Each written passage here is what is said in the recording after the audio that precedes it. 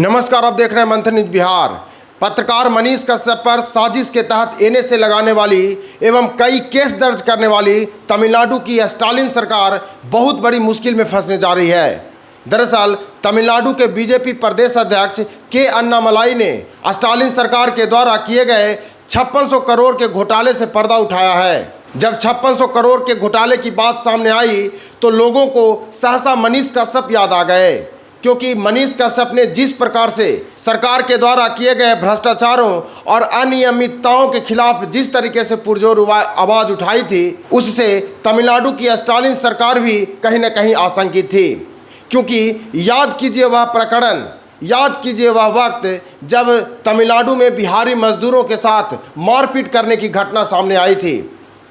तब मनीष कश्यप ने तमिलनाडु जाकर न सिर्फ बिहारी मजदूरों से मुलाकात की थी, बल्कि बिहारी मजदूरों के साथ किए जा रहे वहाँ पर बर्ताव, व्यवहार और किए जा रहे भेदभाव की भी जानकारी ली थी। तमिलनाडु में बिहारी मजदूरों को तमिलनाडु सरकार के द्वारा निश्चित किया गया न्यूनतम मजदूरी मिलती है कि नहीं, इसकी भी जानकारी ली थी एवं उस वक्त बिहारी मजदूरों के साथ जो मारपीट की घटना थी उसकी भी सच्चाई जानने की कोशिश की थी। मनीष कश्यप ने न सिर्फ ये सारी जानकारी जुटाई बल्कि स्टालिन सरकार के खिलाफ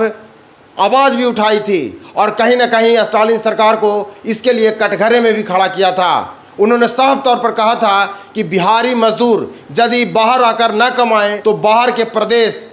के सारे उद्योग धंधे बंद हो जाएंगे, लेकिन बिहारी मजदूरों के साथ अच्छा बर्ताव नहीं किया जाता। इसके लिए उन्होंने तमिलनाडु सरकार पर कटाक्ष भी किया था। मनीष कश्यप ने जिस प्रकार से बिहारी मजदूरों के लिए तमिलनाडु में आवाज़ उठाई थी, उससे हो न हो वहाँ के मुख्यमंत्री स्टालिन इस बात को लेकर आशंकित थे कि हो सकता है मनीष कश्यप आने वाले समय में बिहारी मजदूरों की आवाज़ बनकर सरकार के नियमों, नीतियों और हो सकता है घोटालों के खिलाफ आवाज़ ना उठाएं। तमिलनाडु के स्टालिन सरकार मनीष कश्यप की बेबाक और निर्भीक पत्रकारिता से डरे हुए थे, सहमे हुए थे। शायद इसलिए उन्होंने तमिलनाडु में मनीष कश्यप के खिलाफ कई केस दर्ज करवाए और न ही केस दर्ज करवाया बल्कि उन पर साजिश के तहत एनएसए भी लगा दिया, ताकि निकट भविष्य में वह मनीष कश्यप से पार पाएं और मनीष कश्यप इससे जल्दी न उबर पाएं और स्टालिन सरकार जो कि बिहारी मजदूरों के साथ गलत बर्ताव को लेकर कटघरे में थी, उससे कहीं न कहीं निजात मिल सके। आपको बता दें कि बीते दिनों तमिलनाडु के बीजेपी अध्यक्ष के अन्नामलाई ने स्टालिन सरकार पर 5600 करोड़ के घोटाले का आरोप लगाया है। तमिलनाडु में बीजेपी आने वाले लोकसभा चुनाव के मद्देनजर लगभग 1700 किलोमीटर की पद यात्रा करने जा रही है और जिसका उद्देश्य यह है कि वह तमिलनाडु के लोगों में जाकर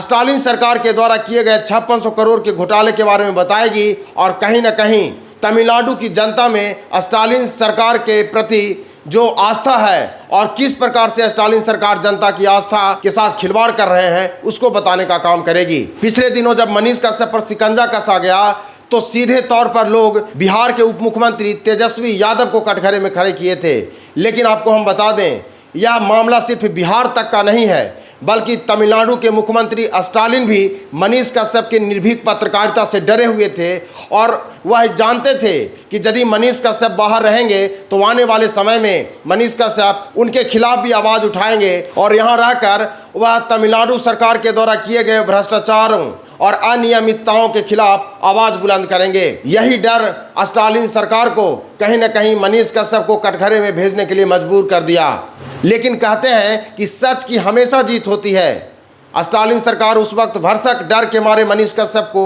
रास्ते से हटा दी थी, लेकिन तमिलनाडु सरकार की अनियमितता और भ्रष्टाचार सबके सामने